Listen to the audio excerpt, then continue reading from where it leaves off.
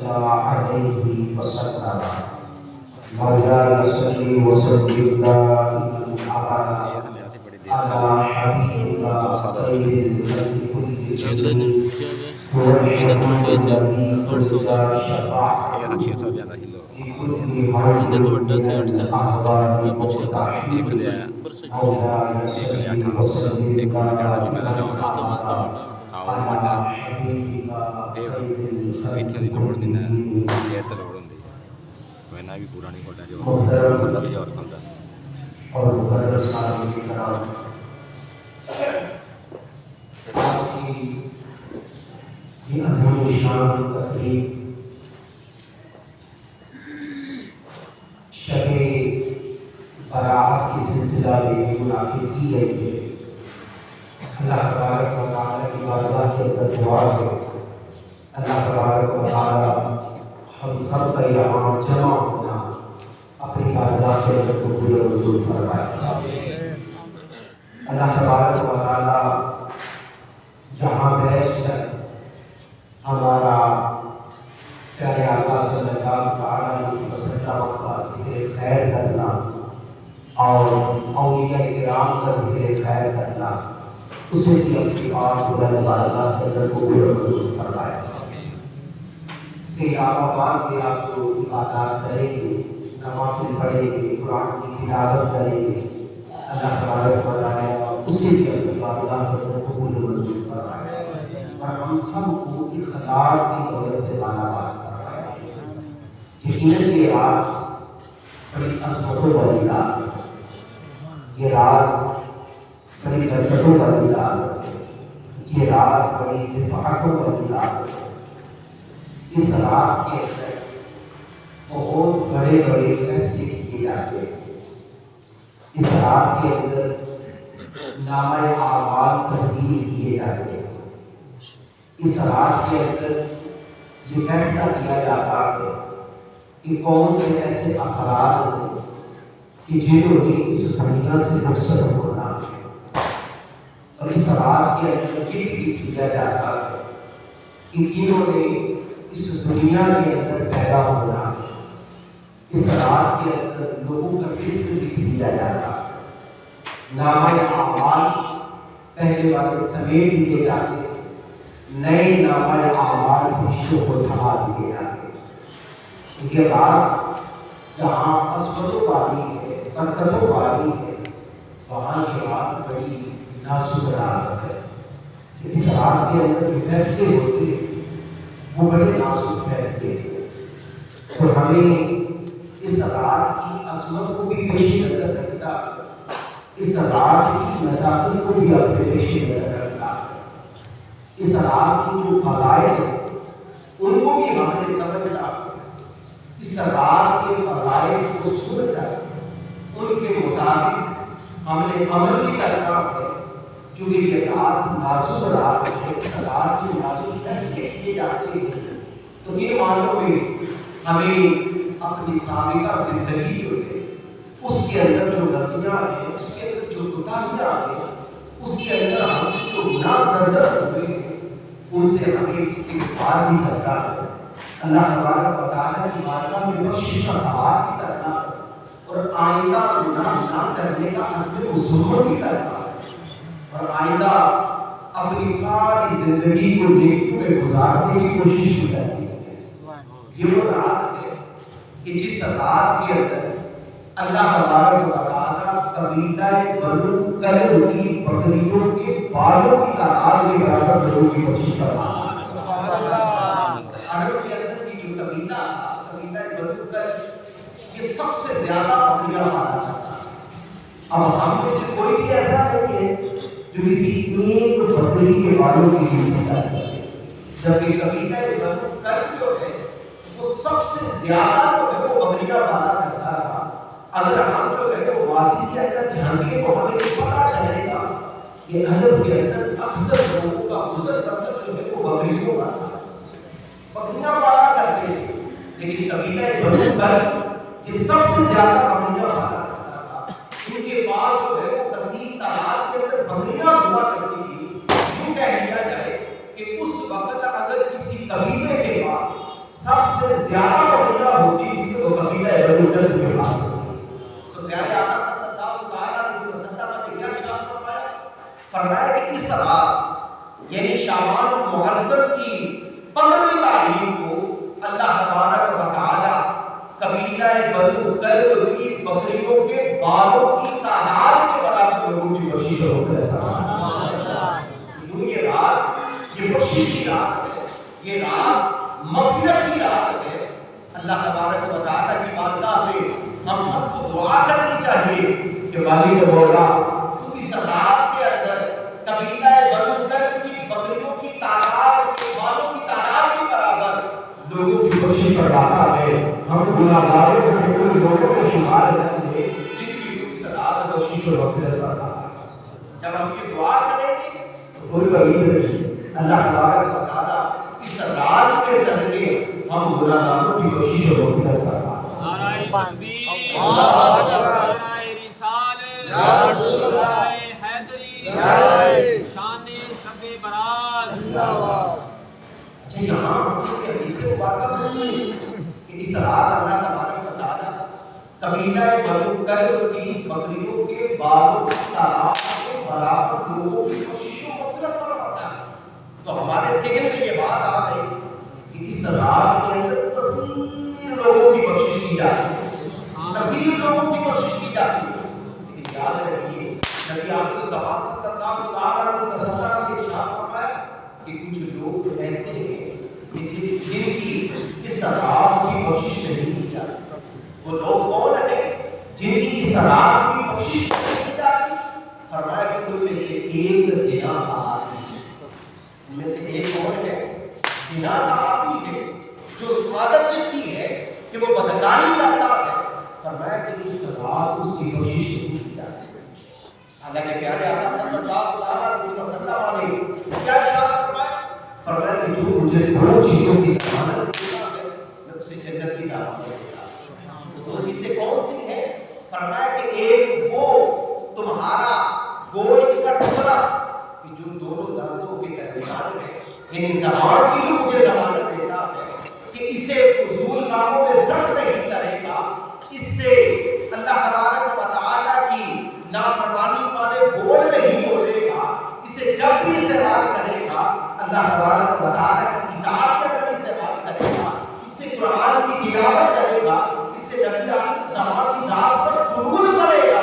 یعنی جو مجھے زمان کی ضمانت دیتا ہے میں اسے جنت کی ضمانت دیتا ہوں. مزید فرمایا کہ وہ جو مجھے دو چیزوں کی ضمانت دے میں اسے جنت کی ضمانت دیتا ہوں. ایک تو زبان کے بارے میں فرمایا, دوسرا فرمایا کہ اس کی دونوں ٹانگوں کے درمیان گوشت کا ایک ٹکڑا ہے یعنی شرم کا, اس کی جو مجھے ضمانت دیتا ہے کہ اسے حرام کاموں میں استعمال نہیں کرے گا اور میں اسے جنت کی بشارت عطا کروں. بتائیں کہ نبی آخر زمان صلی اللہ علیہ وسلم اگر وہ کوئی بات ارشاد فرمائے کیا وہ بات غلط ہو سکتی ہے؟ یقیناً وہ بات جو ہے وہ حق ہے, وہ بات سچ ہے. کیوں؟ وما یبغی وادی اللہ ان ہوا الا وحی یوحی. فرمایا کہ وہ اپنی طرف سے کوئی بات نہیں کہتے, وہ تو وہی کہتے ہیں جو وحی کی جاتی ہے. وہی کہتے ہیں جو انہیں وحی کی جاتی ہے. جب آپ فرما رہے ہیں کہ مجھے اپنی زبان کی ضمانت دے, آپ فرما رہے ہیں مجھے اپنی شرمگاہ کی ضمانت دے دو, میں تمہیں جنت کی ضمانت دیتا ہوں, میں تمہیں جنت کی ضمانت دیتا ہوں. آج نیت کیجیے کہ آج کی اس رات کے اندر, آج کی اس رات کے صدقے ہم یہ نیت کرتے ہیں کہ اپنی زبان کا بھی درست استعمال کریں, اپنی شرمگاہ کا بھی درست استعمال کریں انشاءاللہ. کیوں پیارے آقا صلی اللہ علیہ وسلم کی طرف سے دی گئی جنت کی ضمانت کے حقدار بن جائیں. یہ رات, اس رات کے اندر فرمایا کہ اللہ تبارک و تعالیٰ قبیلہ بنو تغلب کی بکریوں کے بالوں کی تعداد کے برابر لوگوں کی بخشش فرماتا ہے. لیکن کچھ لوگ وہ ہیں جن کی اس رات کی بخشش و مغفرت نہیں کی جاتی. ان میں سے ایک کون ہے؟ فرمایا والدین کا نافرمان, والدین کا نافرمان, اس کی اس رات کی بخشش نہیں کی جاتی. کتنے بدبخت ہیں لوگ جو والدین کی نافرمانی کرتے ہیں. یہ والدین کی نافرمانی کرتا ہے لیکن چھوٹا گناہ نہیں کبیرہ گناہ ہے۔ تبھی پیارے آقا صلی اللہ علیہ وسلم نے ارشاد فرمایا کہ اس رات اللہ تبارک و تعالیٰ کی رحمت جوش پر ہوتی ہے، اللہ تبارک و تعالیٰ کثیر لوگوں کی بخشش فرماتا ہے، لیکن جو والدین کا نافرمان ہوتا ہے اس رات کو نہیں بخشا جاتا۔ والدین کی عظمت کیا ہے؟ والدین کو اللہ تبارک و تعالیٰ نے کتنی شانوں سے نوازا ہے۔ اور رب کا قرآن سنو، اللہ تبارک و تعالیٰ قرآن پاک کے اندر کیا چاہتا رہا ہے؟ فرمایا وَبِالْوَالِدَيْنِ إِحْسَانًا، فرمایا والدین کے ساتھ نیک برتاؤ، ان کے ساتھ حسن سلوک سے پیش آؤ، ان کے ساتھ اچھا برتاؤ کرو۔ اِمَّا يَبْلُغَنَّ عِندَكَ الْكِبَرَ أَحَدُهُمَا أَوْ كِلَاهُمَا فَلَا تَقُل لَّهُمَا أُفٍّ وَلَا تَنْهَرْهُمَا، فرمایا کہ والدین دونوں جب ان میں سے کوئی ایک بڑھاپے کی عمر کو پہنچ جائے، ان دونوں جب ان میں سے کوئی ایک بڑھاپے کی عمر کو پہنچ جائے، ان کے ساتھ کیسا رویہ بنانا ہے؟ کیا انہیں یہ کہنا ہے کہ ابا جی تہاڈی عمر ہونا چاہیے، ہن تہاڈوں کی پتہ ہے کی کرنا، یہ ماڈرن دور ہے، تسی نہ ہو جا کرو اسی جو فیصلے کرنے ہوں اسی کر لا کے نہ نہ اللہ کا قرآن کیا فرما رہا ہے؟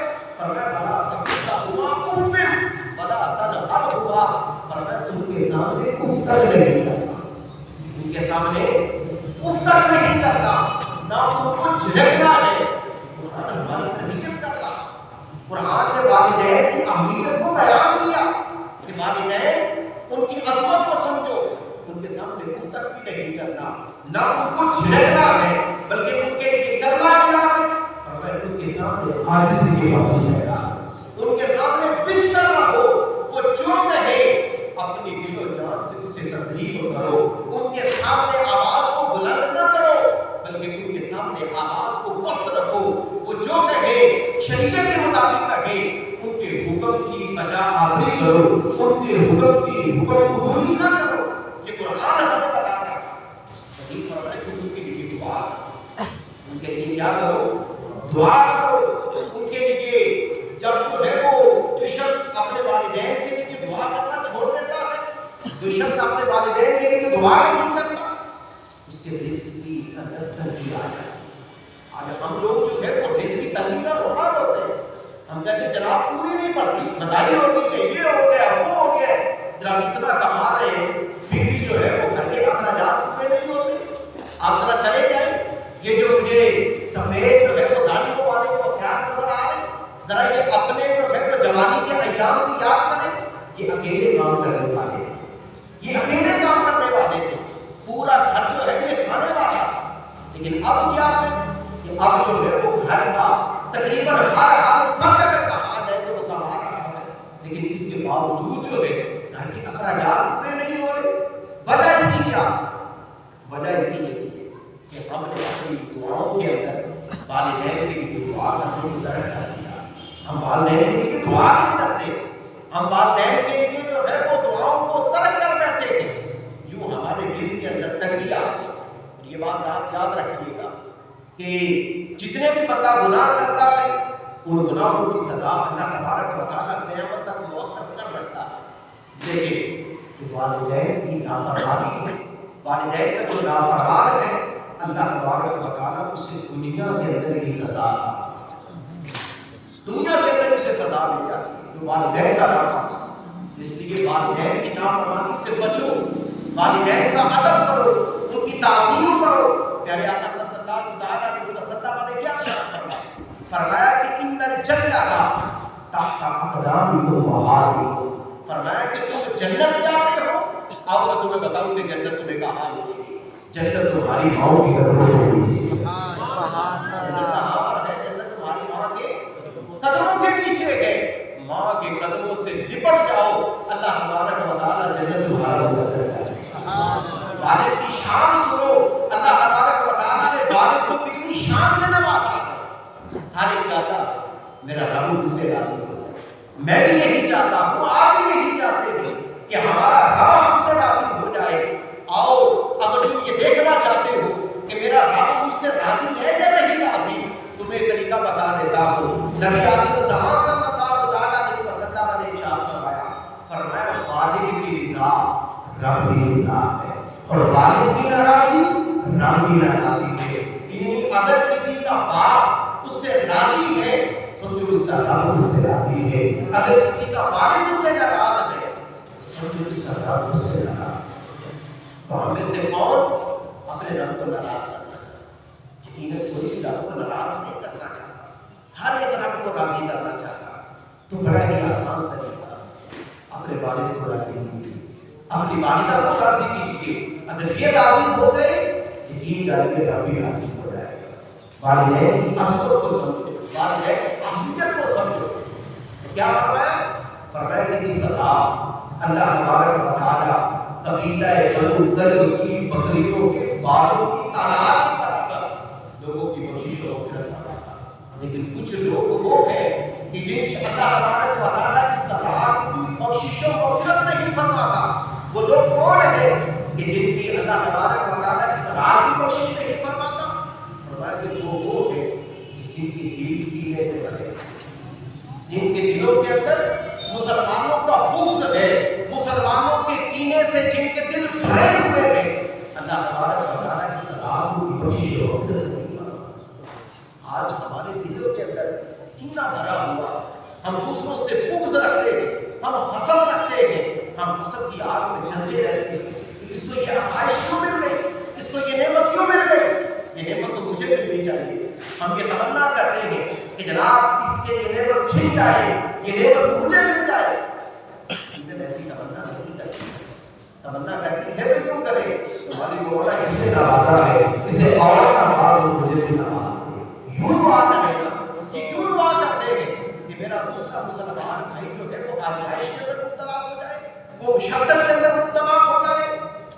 مسلمان جو ہے اس کے مشقت میں مبتلا ہونے کی دعا نہ کرو، اس کے مشقت میں مبتلا ہونے کی تمنا نہ کرو، بلکہ تمنا کرنی ہے تو یہ کرو کہ ہماری مولا اسے بھی فلاح کی عطا فرما، مجھے بھی فلاح کی عطا فرما۔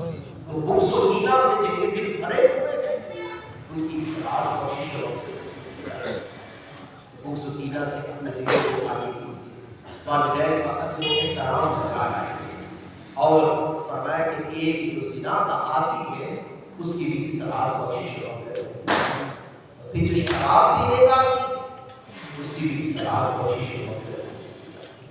یہ جو گناہ یہ گنوائے یہ کبیرہ گناہ، اللہ تبارک و تعالیٰ کی بارگاہ میں دعا ہے اللہ تبارک و تعالیٰ ہمیں مسلمانوں کے بغض و کینہ سے بھی ہمارے دلوں کو پاک فرمائے۔ اللہ تبارک و تعالیٰ ہمیں والدین کا ادب و احترام کرنے کی توفیق عطا فرمائے۔ اگر کوئی زنا کا عادی ہے اللہ تبارک و تعالیٰ اسے زنا سے بچنے کی توفیق عطا فرمائے۔ اگر کوئی معاذ اللہ شراب پیتا ہے اللہ تبارک و تعالیٰ اسے شراب سے بھی بچنے کی توفیق عطا فرمائے۔ یہ رات یہ بڑی عظمت والی رات، حضرت امام حسن مجتبیٰ رضی اللہ تعالیٰ جانتے ہیں وہ اس رات کو اس انداز میں گزارا کرتے تھے، ان کا معمول کیا تھا؟ وہ اس رات کو اس انداز کے اندر تقسیم کر کے گزارا کرتے تھے۔ حضرت حسن مجتبیٰ رضی اللہ تعالیٰ عنہ رات کے 3 حصے کیا کرتے تھے۔ شب برات جو ہے اس کے کتنے حصے کیا کرتے تھے؟ اس کے 3 حصے کیا کرتے تھے۔ آپ فرماتے ہیں کہ اس کے میں 3 حصے کرتا ہوں۔ پہلا حصہ اس کا جو ہے وہ میں کس انداز میں گزارتا ہوں، دوسرا حصہ کس انداز میں گزارتا ہوں، تیسرا حصہ کس انداز میں گزارتا ہوں۔ آپ فرماتے ہیں کہ جو اس کا پہلا حصہ ہے وہ میں اس انداز میں گزارتا ہوں کہ میں اس کے اندر توبہ و استغفار کرتا ہوں۔ میں اس کے اندر کیا کرتا ہوں؟ توبہ استغفار کرتا ہوں۔ ایک حصہ یوں گزارتا ہوں اور ایک حصہ کس انداز میں گزارتا ہوں؟ فرمایا کہ ایک حصہ میں نبی آخر الزمان صلی اللہ علیہ وسلم پر درود و سلام پڑھنے اور ایک حصہ کس انداز میں گزارتا ہوں؟ فرمایا کہ ایک حصہ میں اس کے اندر رکوع و سجود کرتے ہوئے گزارتا ہوں۔ 3 کام آپ کو ہے اس رات کے اندر کیا جاتا ہے۔ ایک حصہ نبی آخر الزمان پر درود و سلام پڑھتے ہوئے گزارتے تھے، ایک حصہ توبہ و استغفار کرتے ہوئے گزارا کرتے تھے، جبکہ ایک حصہ اس کے اندر نماز پڑھ کر گزارا کرتے تھے۔ درود و سلام پڑھنے کے حوالے سے گفتگو آئی ہے، یہ بات سن لیجیے کہ یہ جو شعبان المعظم کا مہینہ ہے یہ وہ مہینہ ہے کہ جس کے اندر آیت درود نازل ہوئی۔ ان اللہ و ملائکتہ یصلون علی النبی یا ایھا الذین آمنوا صلوا علیہ وسلموا تسلیما. اس آیت کا نزول جو ہے وہ شعبان المعظم کے مہینے ہے. امام حسن مجتبی رضی اللہ تعالی عنہ تبھی جو ہے وہ اس رات کا ایک حصہ نبی آخر زمان پر درود و سلام پڑھتے ہوئے گزارا ہے. درود و سلام پڑھنے کے فضائل کتنے ہیں. پہلے تو یہ جو قرآن کی آیت آپ کے سامنے پڑھی ہے اس کے اندر جو ہے اگر آپ غور کریں تو سب سے بڑی فضیلت اس کے اندر آپ کو نظر آ جائے گی کہ اللہ تبارک و تعالیٰ نے کیا ارشاد فرمایا. فرمایا ان اللہ و ملائکتہ یصلون علی النبی. فرمایا کہ اللہ اور اس کے فرشتے اس غیر بنانے والے نبی پر درود بھیجتے ہیں. اللہ درود بھیجتا ہے. صرف اللہ نہیں, اللہ کے فرشتے بھی. ہمیں بھی حکم دیا گیا یا ایھا الذین آمنوا صلوا علیہ وسلموا تسلیما.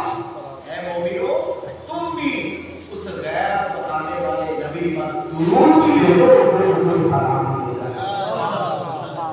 سلام کرنے کے مزید فضائل پیارے آقا صلی اللہ علیہ وسلم نے ارشاد فرمایا کہ جس میرے امتی نے دن بھر کے اندر 50 مرتبہ میری ذات پر درود و سلام پڑھا.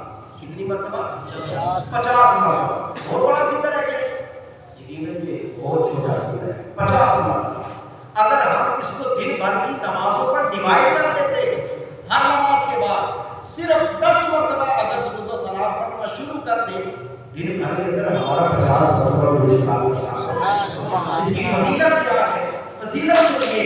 پیارے آقا صلی اللہ علیہ وسلم نے ارشاد فرمایا کہ جس میرے امتی نے دن بھر کے اندر صرف 50 مرتبہ میری ذات پر درود و سلام پیش کیا فرمایا کل قیامت کے دن میں اسے مصافحہ ہوگا.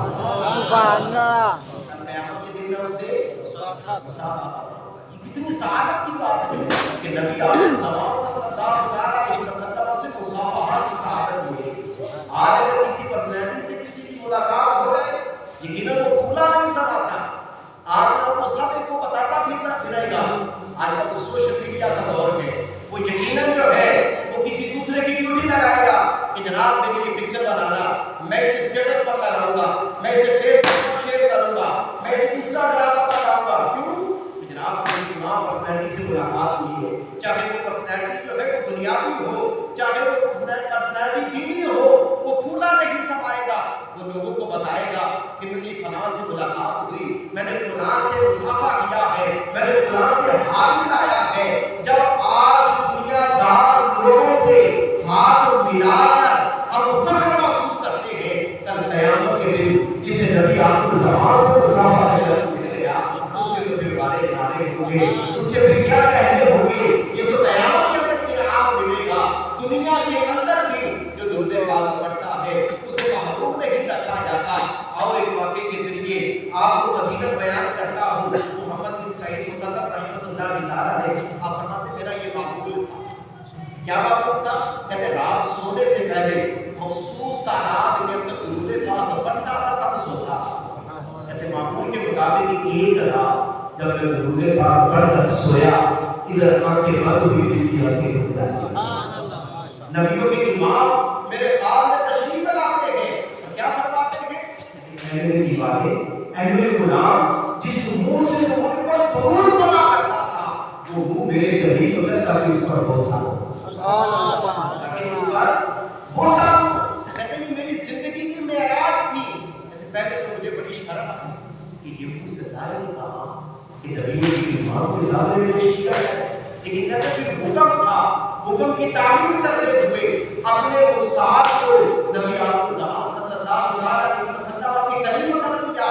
کہتے آپ نے جیسے ہی میرے رخسار پر اپنے مبارک لبوں کو لگایا کہتے میری آنکھ کھل جاتی ہے. کیا دیکھتا ہوں میری بیوی جو میرے ساتھ بھی سو رہی تھی وہ بیدار ہے. میں اس سے پوچھتا ہوں اے اللہ کی بندی کیا بات ہے, کیوں جاگ رہی ہو, کہیں تکلیف ہے, کہیں درد ہے, کیوں اٹھی ہو؟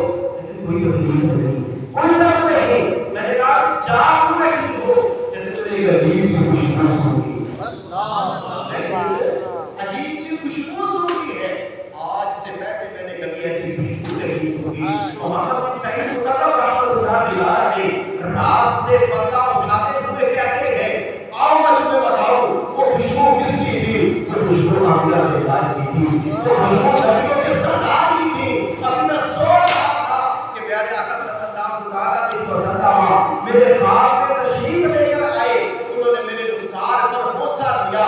محمد بن سعید مطرف رحمۃ اللہ علیہ آپ فرماتے ہیں گھنٹہ 2 گھنٹے نہیں, دن 2 دن نہیں, کہتے پورے 7 دنوں تک میرے رخسار سے بھی خوشبو آتی رہی, میرے گھر سے بھی خوشبو آتی رہی. سبحان اللہ. نعرہ تکبیر, اللہ اکبر. نعرہ رسالت, یا رسول اللہ. نعرہ حیدری, یا نعرہ تحقیق, مصطفیٰ شان مصطفیٰ.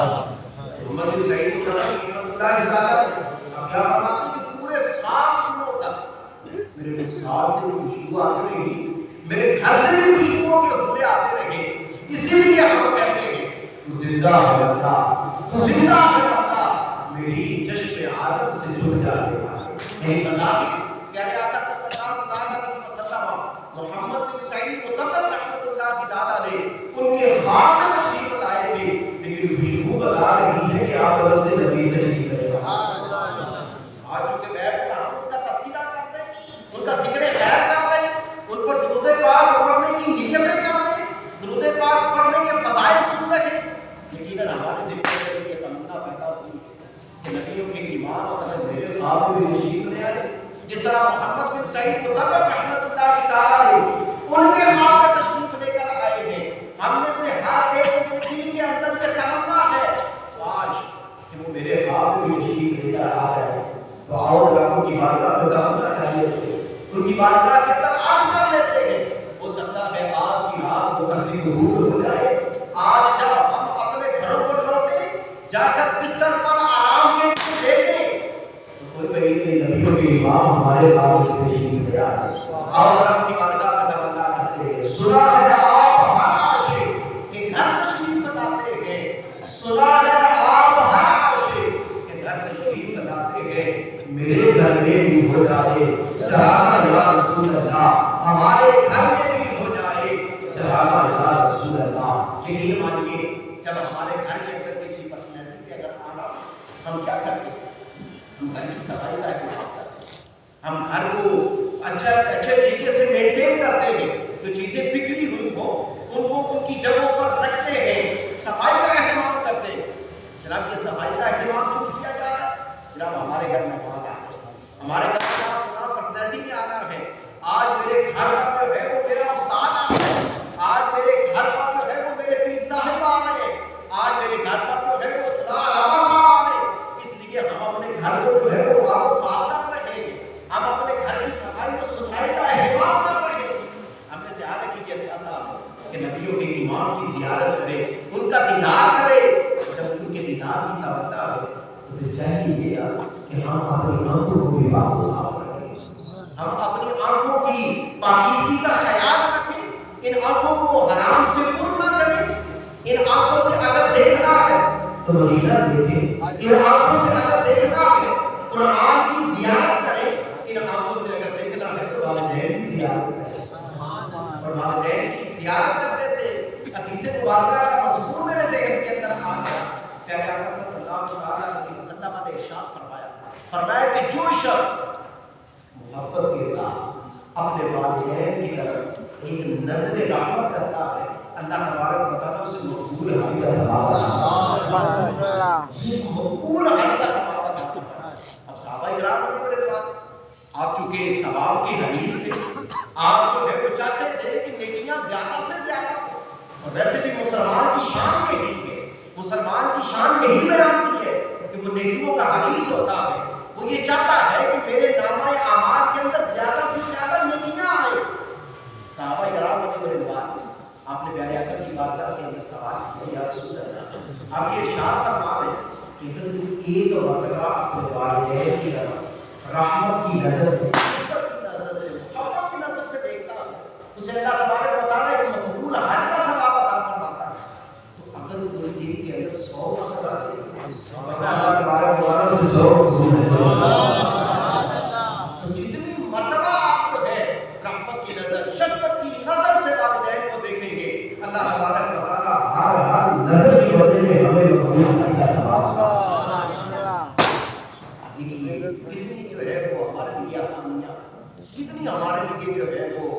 اللہ تبارک و تعالیٰ کے حبیب صلی اللہ علیہ وسلم نے برکتوں کو بیان کیا کہ والدین کی طرف صرف ایک نظر رحمت کرنی اور مقبول علی کا ثواب ملنا. تو میں عرض کر رہا کہ اپنی آنکھوں کو پاک و صاف کیا جائے, اپنی آنکھوں کو حرام سے دور نہ کیا جائے.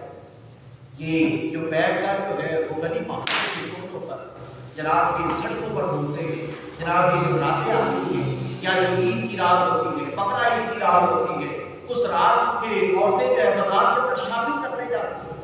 جناب کو بعض نوجوان کہ جنہوں نے لینا دینا کچھ نہیں ہوتا, بس جناب وہاں پر جاتے ہیں جناب کہ کبھی یہ نہیں سوچا کہ میرے گھر کی جو ہے وہ بہو بیٹیاں وہ بھی بازار جاتی ہیں, اگر ان کو بھی کوئی دیکھتا ہو تو پھر یہ کیسا لگے. میں پچھلے دنوں جو ہے وہ سفر کر رہا تو میں نے ایک بائک کے پیچھے لکھا ہوا دیکھا, اس سے پہلے ایک رکشے کے پیچھے لکھا ہوا دیکھا. یقین مانے میں تو غیرت سے لڑ گیا. میں نے کہا یار یہ مسلمانوں کی غیرت ایمانی کو کیا ہو گیا, یہ مسلمان کس طرف چل پڑے. کیا لکھا ہوا تھا, جملہ کیا تھا, یقین مانے مجھے دہراتے ہوئے شرم محسوس ہو رہی. وہ جملہ یہ تھا کہ چھیڑی نہ دیکھی جائے. وہ جملہ کیا تھا, کیسا, یہ کیا کہاں کی اخلاقیات. کیا وہ رکشے پر اس نے کبھی اپنی والدہ کو نہیں بٹھایا, کیا وہ رکشے پر کبھی اس کی اپنی بہن نہیں بیٹھی ہوگی, کیا رکشے پر کبھی اس کی اپنی زوجہ نہیں بیٹھی ہوگی, کبھی اپنی بیٹی نہیں بیٹھی ہوگی, کیا بائک پر بٹھا کر اس نے اپنے گھر پر کی عورتوں کو سفر نہیں کروایا. پیچھے جو ہے وہ لائٹ پر بھی جملہ لکھواتے ہیں, کوئی شرم نہیں ہے کہ میں کیسا جملہ لکھوا رہا, یہ میں کس چیز کی دعوت دے رہا ہوں. یہ دیوس کس کو کہتے ہیں, دیوس اور کون ہوتا ہے. وہ خدا جو ہے وہ یہ احتیاط کی جائے. یہ کیسے جملے ہم لکھوانے لگتے ہیں. یہ سوشل میڈیا کا دور ہے, یہ جناب بے حیائی جو ہے وہ اتنی عام ہو چکی ہے کہ ہمیں جو ہے وہ اب گناہ لگتا ہی نہیں ہے.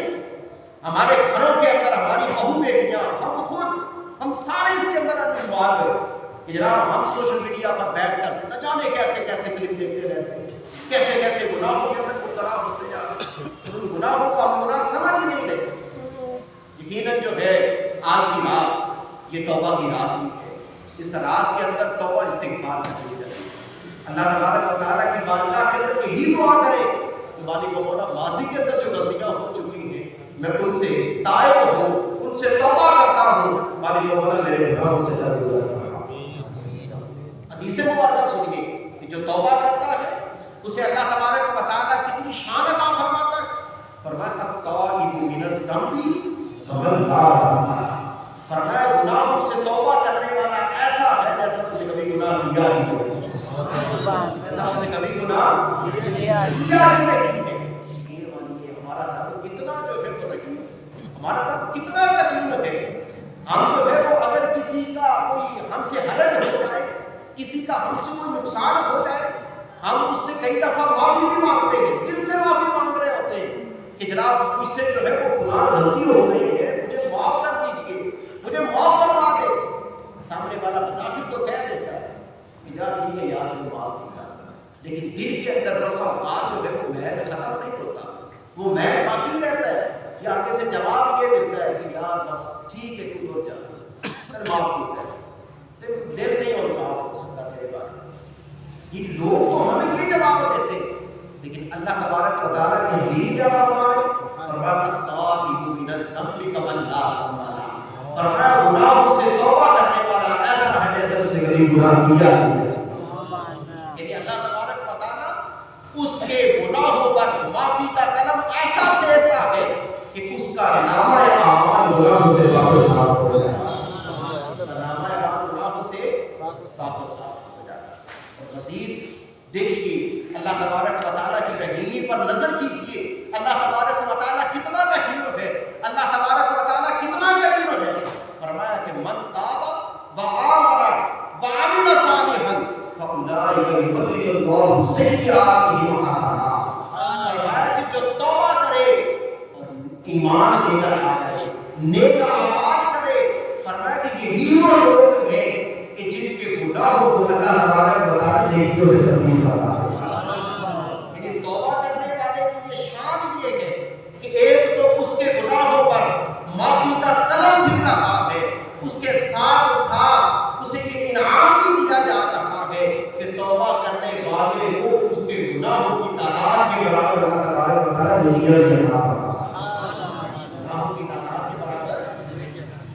بھی عطا فرماتا ہے۔ تو درود پاک جو ہے اس کو اپنے معمول میں رکھیں۔ یہ ویسے بھی میں نے کہا کہ درود پاک پڑھنے کا مطلب ہے، ویسے تو ہمیں جو ہے وہ کسی مہینے کے ساتھ درود پڑھنے کو مقید نہیں کیا گیا، مطلق فرمایا گیا کہ ایمان والو نبی آخر زمان صلی اللہ علیہ وسلم پر درود بھی بھیجو اور خوب سلام بھی بھیجو، لیکن چونکہ آیت درود اس مہینے کے اندر نازل ہوئی ہے اس لیے میں یہ عرض کر رہا ہوں کہ یہ مہینہ جو ہے وہ درود پڑھنے کا مہینہ ہے۔ ویسے تو ہر لمحہ ہر گھڑی ہمیں درود پاک پڑھنے کے اندر گزارنی چاہیے، کیونکہ اس نبی کے ہم پر احسانات کتنے ہیں کہ جب ان کی ولادت ہوتی ہے تب بھی زبان پر یہی تھا ربی حبلی امتی، ربی حبلی امتی، اور جب معراج پر جاتے ہیں اس وقت بھی اپنی امت کو یاد رکھتے ہیں، اپنی امت کے حوالے سے اللہ تبارک و تعالیٰ کی بارگاہ کے اندر التجائیں کرتے ہیں، دعائیں کرتے ہیں، اور جب آپ کو آپ کی مبارک قبر کے اندر اتارا گیا اس وقت بھی لمحائے مبارکہ کو جنبش ہو رہی تھی، جب کان کو قریب کر کے سنا گیا تو اس وقت بھی زبان پر یہی الفاظ تھے ربی حبلی امتی، ربی حبلی امتی، اس لیے کہا گیا ربی حبلی امتی، کہتے ہوئے پیدا ہوئے حق نے فرمایا کہ بخشا الصلاۃ والسلام، حق نے فرمایا کہ بخشا الصلاۃ والسلام، یعنی درود پاک پڑھنے کو اپنے معمول میں شامل کریں۔ درود پاک پڑھنے کے اور بھی بہت سے فضائل ہیں، یقیناً اگر ان فضائل کو میں اگر بیان کرنا شروع کروں تو گھنٹوں تک کار میں تب جا کر جو ہے وہ کچھ نہ کچھ میں فضائل آپ کی گوش گزار کر سکوں گا، لیکن پھر بھی جو ہے چند ایک فضائل آپ کی گوش گزار کرتا ہوں تاکہ آپ کو مزید رغبت ہو نبی آخر زمان صلی اللہ علیہ وسلم پر درود پڑھنے کو اپنے معمولات میں آپ شامل کریں، کیونکہ حضرت حسن مجتبیٰ رضی اللہ تعالیٰ عنہ آپ کی شب برات کا ایک حصہ درود پڑھنے کے ساتھ تو ابھی ہم نے درود پاک پڑھنا ہے، رات چونکہ باقی ہے، رات میں ایک حصہ درود پڑھنے کے اندر گزارنا ہے، امام حسن مجتبیٰ رضی اللہ تعالیٰ عنہ کی سنت پر عمل کرنا ہے۔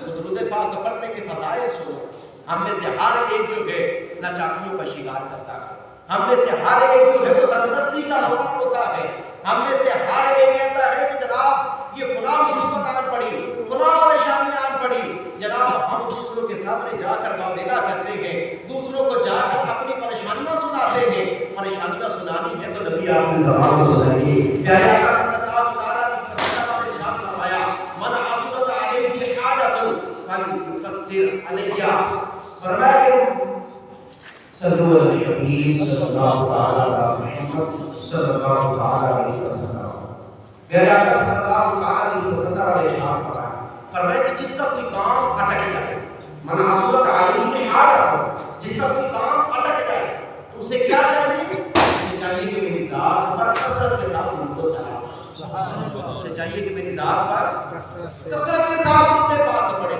اس کا فائدہ کیا ہوگا؟ اس کی فضیلت کیا ہے؟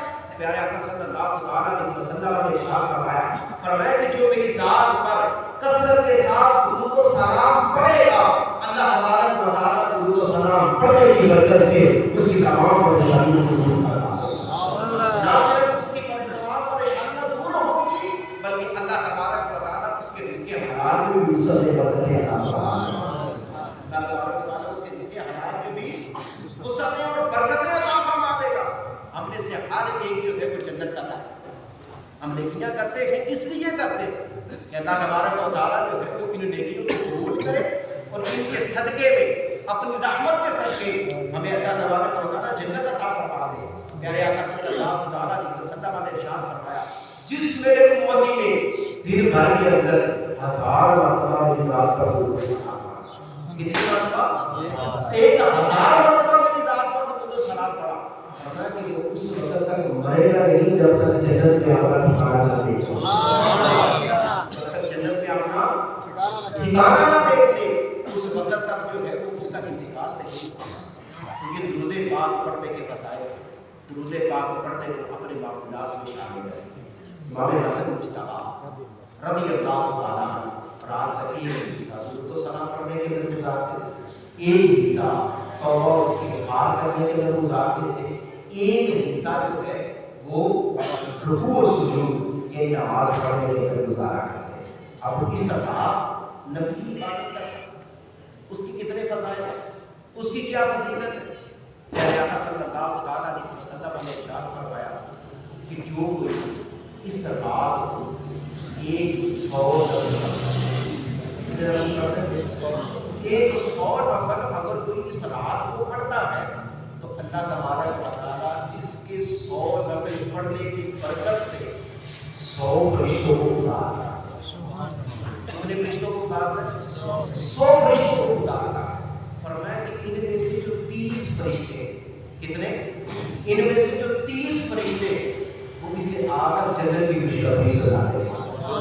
فرمایا کہ ان میں سے جو 30 اور فرشتے ہیں وہ اسے آ کر جہنم سے آزادی کی خوشخبری سناتے ہیں، اور 30 فرشتے اور وہ اسے آ کر مصیبتوں اور بلاؤں سے محفوظ رکھتے ہیں، اور جو باقی 10 بچ جاتے ہیں فرمایا کہ وہ شیطان سے اس کی حفاظت فرماتے ہیں۔ 100 مرتبہ اگر کوئی 100 نفل پڑھتا ہے تو اللہ تبارک و تعالیٰ اس کی برکت سے 100 فرشتوں کو لاتا ہے۔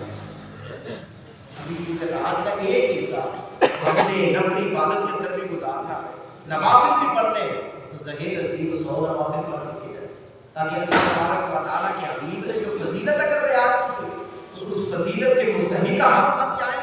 30 فرشتے آ کر ہمیں جنت کی خوشخبری دیں، 30 فرشتے آ کر ہمیں جہنم کی سے آزادی کا مجدہ سنائیں، 30 فرشتے ہمیں پریشانیوں سے بچائیں، اور 10 فرشتے آ کر ہمیں شیطان کی شر سے محفوظ رکھیں۔ اچھا، اگر کوئی 100 نفل نہیں پڑھ سکتا، اگر کوئی یہ سمجھتا ہے کہ جناب میں اتنے نفل نہیں پڑھ سکتا، اس کے لیے ایک اور حدیث مبارکہ آپ کی کوششات کرتا ہوں۔ حضرت علی المرتضیٰ شیر خدا کرم اللہ تعالیٰ آپ فرماتے ہیں کہ میں نے شب برات یعنی آج کی رات پیارے آقا صلی اللہ علیہ وسلم کو نماز پڑھتے ہوئے دیکھا۔ کس انداز میں نماز پڑھتے ہوئے دیکھا؟ جب آپ نے 14 رکعتیں ادا کی۔ کتنی رکعتیں ادا کی؟ 14 رکعتیں ادا کی۔ فرماتے کہ 14 رکعتیں ادا کرنے کے بعد آپ نے کیا کیا؟ آپ نے 14 رکعتیں ادا کرنے کے بعد 14 مرتبہ سورۃ الفاتحہ یعنی الحمد شریف کی تلاوت فرمائی۔ اس کے بعد پھر 14 ہی مرتبہ آپ نے سورۃ الاخلاص یعنی قل هو اللہ احد اس کی تلاوت فرمائی۔ پھر 14 ہی مرتبہ سورۃ الفلق یعنی قل اعوذ برب الفلق جو سیکنڈ لاسٹ آیت ہے اس کی تلاوت 14 مرتبہ فرمائی۔ پھر جو آخری سورت ہے سورۃ الناس اس کی بھی آپ نے 14 مرتبہ کی تلاوت فرمائی، اور اس کے بعد اینڈ پر آپ نے 1 مرتبہ آیت الکرسی کی تلاوت فرمائی۔ پھر آپ نے اس آیت مقدسہ کی تلاوت فرمائی۔ کون سی آیت مقدسہ؟ لقد جاءکم رسول من انفسکم عزیز علیہ ما عنتم حریص علیکم بالمؤمنین رؤوف رحیم۔ جب ان سب کی تلاوت سے فارغ ہوئے تو حضرت علی المرتضیٰ شیر خدا کرم اللہ تعالی وجہہ الکریم آپ پیارے آقا کی بارگاہ کے اندر عرض کرتے ہیں یا رسول اللہ اگر کوئی اس طرح عبادت کرتا ہے تو اسے کیا ثواب ملے گا، اسے کیا اجر ملے گا؟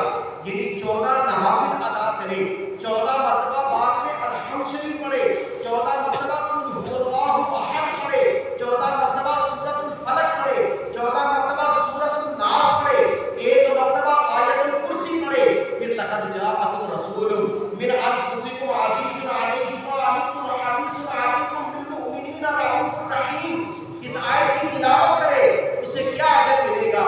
نبی کے امام صلی اللہ علیہ وسلم نے ارشاد فرمایا اے علی اگر کوئی اس انداز میں اللہ تبارک و تعالیٰ کی عبادت کرے گا اللہ تبارک و تعالیٰ اسے 20 مقبول حج کا ثواب عطا فرمائے۔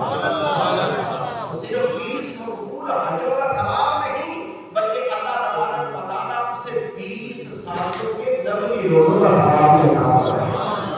20 سالوں کے نفلی روزوں کا بھی ثواب عطا فرمائے۔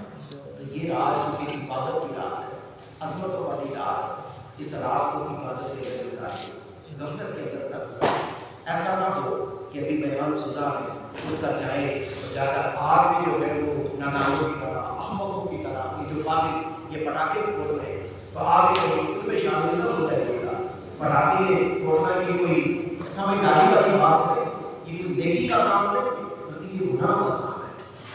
जो सबसे पहले जो है वो आतिशबाजी अगर किसी ने की है तो वो किसने की है, इसका मुजिब कौन है? जानते हैं इसका मुजिब कौन है? इसका मुजिब जो है वो नमरूद बादशाह। जब हजरत इब्राहीम खलीलुल्लाह उनको आग में डाला गया था, आग अल्लाह के हुक्म से वो गुलजार रख गए थे। हजरत इब्राहीम खलीलुल्लाह का आग में कुछ भी ना बिगाड़ा सिवाय इसके कि जो जिन रस्सियों के अंदर जकड़ कर आग को आग में डाला था उन रस्सियों को सिर्फ उस आग ने जलाया था। तो नमरूद बादशाह जो था वो आतिशबाजी का मुजिब है। उसने सबसे पहले जो है आतिशबाजी को इजाद किया। वो आग के अनार भर भर कर हजरत इब्राहीम खलीलुल्लाह पर जो है वो फेंकता। तो आज हम किस काम में लगे? ये कौन सी समझदारी वाला काम? किसकी हमें इत्तिबा करनी है? हमें इत्तिबा करनी है नबियों के इमाम। हमें पैरवी करनी है तो सहाबा इकराम की रिज़वान की। हमें नमरूद की पैरवी नहीं करनी, नमरूद की इत्तिबा नहीं करनी। और वैसे भी आप समझदार हैं, आप जानते हैं इस बात को कि देख लीजिएगा कि माजी की तरह सुबह जो है वो कई खबरें ऐसी आएंगी कि जनाब फलां घर को आग लग गई, आतिशबाजी की वजह से, पटाखों की वजह से फलां जो है ना वो किसी की टांग को मसला हो गया, किसी के बाजू को मसला हो गया, जनाब किसी का कुछ हो गया, किसी का कुछ हो गया। और उसके साथ साथ वैसे भी ये पटाखे फोड़ने के पैसों का ज़िया, ये इसराफ में आता है और इसराफ हो रहा है। हम क्यों गुनाहों के दावों में मुब्तला हैं? हमने अभी अल्लाह की बारगाह में तौबा की है। हम अभी जो है वो जैसे मुसम्मम कर रहे थे कि मालिक मौला गुज़िश्ता गुनाहों पर हम तेरी बारगाह के अंदर तौबा का समात करते हैं और आइंदा गुनाह ना करने का अज़्म मुसम्मम करते हैं। आतिशबाजी जो है वो ना खुद करनी है ना अपने बच्चों को जो है वो आतिशबाजी का सामान लेकर देना। जिन्होंने लेकर दिया भी है तो वह उनको मना कर दे, इसको ना चलाए। कि क्यों गुनाहों के कामों में हम जो है वो अब खुद भी इन्वॉल्व हो रहे हैं, अपने बच्चों को भी इन्वॉल्व कर रहे हैं। हमारे बच्चे ये तरबियत हासिल कर रहे हैं हमसे। यकीन मानिए हम जो कहते हैं ना हमारे बच्चे वो नहीं करते, बल्कि हमें जो करता हुआ देखते हैं ना हमारे बच्चे वो करते हैं। इसकी एक मिसाल आपके सामने अर्ज करना चाह रहा हूँ। हुजूर गौसुल आज़म को जानते जी, पिराने की रोशन ज़मीन हुजूर गौसुल आज़म रहमतुल्लाह अलैह औलिया के सरदार है, उनको कौन नहीं जानता? जिनकी हम प्यारी शरीफ मनाते हैं, इनके वालिदैन को जानते हैं। इनके वालिदैन जो है वो किस कदर पाकसाद है, किस कदर नेक थे। आपके वालिद गिरामी जो है आपने अनजाने के अंदर, क्योंकि भूख की शिद्दत थी, कई दिनों से आप फाके से थे, आपने जो है वो नहर के अंदर बैठा हुआ सेब जो है वो खाकर खा लिया। फिर ख्याल आया न जाने किसका सेब था। अब जो है वो सेब माफ करवाने के लिए नहर किनारे चलना शुरू कर दिया। आगे जो है वो करीब ही एक बाग नजर आया जिसकी जो है वो सेबों का बाग था, टहनियां जो है वो नहर के ऊपर झुकी हुई थी। आपने समझ लिया कि इसी बाग का सेब होगा जो नहर के अंदर बहता हुआ आ गया।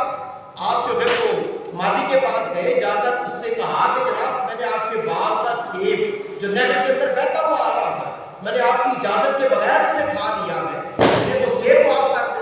तो जो बाग का माली था वो कोई आम शख्स न था, वो भी जमाने का वली था। उसने भाव किया कि ये नौजवान जो मुझसे सेब माफ करवाने आया है ये भी कोई आम नौजवान नहीं है। आपने जो है वो कहा कि मैं नौजवान तुम्हें सेब माफ कर दूंगा, लेकिन मेरी दो शर्तें हैं, अगर इन शर्तों को मानोगे तो फिर तुम्हें ये सेब माफ कर दूंगा। कहा आगे कौन सी शर्तें हैं बताएं, मैं उन शर्तों को पूरा करूंगा। कहा पहली शर्त ये है कि 10 साल मेरे इस बाग की रखवाली करनी। कितने साल मेरे बाग की रखवाली करनी? 10 साल तक मेरे इस बाग की रखवाली करनी है। कहते आगे मुझे मंजूर है, 10 साल में आपकी बाग की रखवाली करूंगा। दूसरी शर्त क्या है वो भी बताइए। कहते दूसरी शर्त है 10 साल पहली शर्त पूरी करो। आज हम न जाने कितनों का माल लगाकर बैठे हो, हमें कोई फिक्र नहीं है, हमें जो है वो हमारे कानून में जू तक नहीं दिखती। हालांकि हुकूक बात और मामला करने की बड़ा सख्त मामला है। हुकूकुल्लाह तो माफ हो जाएगी, लेकिन जो हुकूकुल इबाद है जब तक बंदा माफ नहीं करेगा उस वक्त तक हुकूकुल इबाद माफ नहीं होगी। तो वो नौजवान बिना मुआवजा उस बात की रखवाली के अंदर मसरूफ हो गया। 10 साल आपने इसी तरह गुजार दिए। जैसे 10 साल पूरे हुए मालिक के पास जाते हैं, कहते हैं आगे जा 10 साल पूरे हो गए, दूसरी शर्त चाहते हैं। दूसरी शर्त क्या है? कहते तुम्हें मेरी बेटी से शादी करनी। تمہیں کیا کرنا ہوگا؟ میری بیٹی سے شادی کرنی ہوگی. کہتے ہیں علی مجھے منظور ہے. کہتے ہیں یہ تو سن لو میری بیٹی ہے کیسی. کہتے ہیں علی جیسی بھی ہو میں آپ کی بیٹی سے شادی کرنے کے لیے تیار ہوں. کہتے ہیں پوچھو تو صحیح میری بیٹی ہے کیسی. کہتے ہیں علی بھائی آپ کی بیٹی کیسی ہے. کہتے ہیں میری بیٹی آنکھوں سے اندھی ہے. میری بیٹی آنکھوں سے اندھی ہے, پاؤں سے لنگڑی ہے, ہاتھوں سے لنگی ہے, زبان سے گونگی ہے, کانوں سے بہری ہے. اس کے ساتھ تمہیں نکاح کرنا ہوگا. کہتے ہیں علی مجھے منظور ہے. علی مجھے منظور ہے, میں اس کے ساتھ نکاح کرنے کے لیے تیار ہوں. لیکن یہ ارشاد فرمائے کہ اس کے بعد مجھے اسے معاف کر دیں گے. ہاں اس کے بعد مجھے اسے معاف کر دیں گے. مستقبل کی کوئی فکر نہیں. ہم شادی کس لیے کرتے ہیں نا کہ جناب کو ہمارے گھر والوں دیکھے گی, ہمیں جو ہے وہ ہماری ضرورتوں کو پورا کرے گی, ہمارے جو ہے وہ بچے ہوں گے بچوں کو سنبھالے گی. ادھر تو خود ان کو سنبھالنا پڑنا تھا. کہتے ہیں علی مجھے منظور ہے, آپ اپنی بیٹی سے میرا نکاح کرتے ہیں لیکن اس سے مجھے معاف کر دیں. اب نکاح ہوتا ہے تو وہ کہتے ہیں کہ جناب وہ حجرہ اس کے اندر آپ کی دلہن آپ کا انتظار کر رہی ہے, وہاں چلے جائیں. تو حضور غوث اعظم رحمۃ اللہ تعالیٰ نے آپ کی جو والد اس کمرے کے اندر جیسے ہی داخل ہوتے ہیں فوراً گھبرا کر واپس پلٹتے. کتابوں کے اندر یہ مذکور ہے کہ جیسے ہی آپ گھبراہٹ کے عالم میں واپس پلٹتے ہیں آپ کا سر جو ہے وہ چوبڑنے لگتا ہے, سر سے خون نکلنے لگ جاتا ہے. خون کی پرواہ کیے بغیر فوراً واپس مالی کے پاس آتے ہیں. کہتے ہیں علی جان لگتا ہے مجھے کسی غلط کمرے کے اندر آپ نے بھیج دیا ہے. آپ نے تو یہ کہا تھا کہ آپ کی بیٹی جو ہے وہ لولی ہے, آپ کی بیٹی جو ہے وہ لنگڑی ہے, آپ کی بیٹی جو ہے وہ گونگی ہے, آپ کی بیٹی دیکھ نہیں سکتی, آپ کی بیٹی سن نہیں سکتی. جبکہ وہاں جو دوشیزہ بیٹھی ہے وہ تو بڑی روبرو دوشیزہ ہے, وہ تو بڑی جو ہے وہ شہزادی وہاں پر کوئی بیٹھی نہیں ہے. لگتا ہے آپ نے مجھے کسی غلط کمرے کے اندر بھیج دیا. کہتے ہیں غلط کمرہ نہیں, وہ بھی تو نہیں سمجھا. کہتے ہیں علی جب پھر آپ نے یہ کیوں کہا کہ وہ اندھی ہے, وہ لجی ہے, وہ لنگڑی ہے, وہ بہری ہے, یہ صفات کیوں بیان کی. کہتے میں نے اس لیے کہا تھا کہ ان اعضاء کو اس نے کبھی شریعت کے خلاف استعمال نہیں کیا. ان اعضاء کو کبھی اس نے شریعت کے خلاف استعمال نہیں کیا تھا. جب بھی ان اعضاء کو اس نے استعمال کیا ہے تو شریعت کے مطابق استعمال کیا ہے. یہ صفات میں نے اس کی اس لیے بیان کی. اب شادی ہو جاتی ہے, شادی کے بعد حضور غوث اعظم رحمۃ اللہ تعالیٰ نے آپ کی جب ولادت ہوتی ہے تو ولادت ہوتی ہے تو حضور غوث اعظم رحمۃ اللہ تعالیٰ نے یکم رمضان مبارک سحری کے وقت آپ کی ولادت ہوتی ہے. پیدا ہوتے ہی جب والدہ آپ کو دودھ پلاتی ہے, اب دودھ گوشت فرما لیتے ہیں, اس کے بعد بھی پورا دن گزرتا ہے, والدہ دودھ پلانا چاہتی ہے لیکن وہ دودھ نہیں پیتے. جیسے ہی افطاری کا وقت ہوتا ہے دوبارہ دودھ پلایا جاتا ہے. حضور غوث اعظم رحمۃ اللہ تعالیٰ نے مکہ کا دودھ گوشت فرمایا. یعنی پیدا ہوتے ہی آپ نے روزہ رکھ لیا. وجہ کیا ہے روزہ رکھنے کی؟ والدین نے کیا کری؟ والدین نے ایک دن پھر جب آپ کو مدرسے پڑھنے کے لیے بھیجا گیا تو مدرسے پڑھنے کے گئے تو قاری صاحب نے کہا بیٹا پڑھو بسم اللہ الرحمن الرحیم. قاری صاحب جانتے ہیں کہ جب بچے جو ہے وہ پڑھنے کے لیے پہلے دن آتے ہیں تو انہیں صحیح طریقے سے جو ہے وہ بسم اللہ ادا کرنے پر وہ قادر نہیں ہوتے, وہ درست طریقے سے بسم اللہ الرحمن الرحیم نہیں پڑھ سکتے. لیکن حضور غوث اعظم رحمۃ اللہ تعالیٰ نے آپ نے صرف بسم اللہ الرحمن الرحیم نہیں پڑھا بلکہ بسم اللہ الرحمن الرحیم پڑھنے کے ساتھ ساتھ آپ نے پورے 18 سپارے زبانی پڑھ زبانی پڑھ کر سنا دیے. قاری صاحب کہتے ہیں بیٹا اور پڑھو, بیٹا اور پڑھو. حضور غوث اعظم رحمۃ اللہ تعالیٰ نے آپ کیا فرماتے ہیں, قاری صاحب مجھے بس اتنے ہی یاد کے. قاری صاحب تعجب کے عالم میں پوچھتے ہیں بچے آج مدرسے کے اندر تمہارا پہلا دن ہے, بچے جب پہلے دن آتے ہیں انہیں تو درست طریقے سے بسم اللہ الرحمن الرحیم بھی پڑھنا نہیں آتا, لیکن میں حیران ہوں تم نے 18 سپارے زبانی پڑھ کر سنا دیے, اس کی وجہ کیا ہے؟ عرض کرتے ہیں علی جان قاری صاحب میری والدہ 18 سپاروں کی حافظہ تھی. جب میں ماں کے پیٹ میں تھا میری ماں مسلسل قرآن کی تلاوت کرتی رہتی تھی. میں نے ماں کے پیٹ میں رہتے ہوئے 18 سپارے زبانی یاد کر سبحان اللہ. میری ماں کے پیٹ میں رہتے ہوئے 18 سپارے زبانی یاد کرتی تھی. تو یہ شعر پڑھا جاتا ہے کہ جناب گود گود باندھ کے درسگاہ پہلی گود باندھ کے درسگاہ پہلی یہ تو زندگی کا نسل عین بنتا میں نے جب سے یہ واقعہ پڑھا ہے تب سے میں یہ کہتا ہوں کہ گود باندھ کے درسگاہ پہلی گود باندھ کے درسگاہ پہلی یہ تو زندگی کا نسل عین بنتا ایک تو داتا خواجہ فرید بڑھ کے وجود گزارنے واسطے چاہے اگر ہم خود نیک بن جائیں گے ہمیں کہنے کی حاجت نہیں ہوگی کہ بچے آؤ نماز پڑھیں کیونکہ جب وہ والد کو دیکھیں گے کہ والد دن میں 5 مرتبہ مسجد جاتا ہے تو کیا اس کا بچہ مسجد نہیں آئے گا جب وہ دیکھے گا کہ میری والدہ دن میں 5 مرتبہ وضو کر کے مصلی بچھا کے اپنے رب کے حضور سجدہ ریز ہوتی ہے تو کیا بچیاں سجدہ نہیں کریں گی کیا بچیاں نماز نہیں پڑھیں گی جب وہ ہمیں درود پاک پڑھتا ہوا دیکھیں گے تو کیا ہمارے بچے درود نہیں پڑھیں گے جب وہ ہمیں صبح و قرآن کی تلاوت کرتے ہوئے دیکھیں گے تو کیا ہمارے بچے قرآن کی تلاوت نہیں کریں گے یقیناً ہمارے بچے قرآن کی تلاوت کریں گے یقیناً ہمارے بچے نماز کے عادی ہوں گے یقیناً ہمارے بچے درود و سلام پڑھنے والے ہوں گے لیکن اس کے لیے مجھے نہیں ہونا جب اگر میں نیک ہو گیا تو پھر میری اولاد بھی ہوگی اللہ تبارک و تعالیٰ کی بارگاہ میں دعا ہے اللہ تبارک و تعالیٰ ہم سب کے حال میں رحم فرمائے اللہ تبارک و تعالیٰ ہمیں بھی نیک بنائے ہمارے بچوں کو بھی نیک بنائے اللہ تبارک و تعالیٰ اس مبارک رات کے صدقے میری بھی بخشش فرمائے آپ لوگوں کی بھی بخشش فرمائے ہمارے گھر والوں کی بھی بخشش فرمائے ہمارے آنے والا بچوں کی بھی بخشش فرمائے ہم سے جتنے بھی ریلیٹڈ لوگ ہیں مالک مولا ان سب کی حق بھی بخشش فرمائے آمین صلی اللہ علیہ وسلم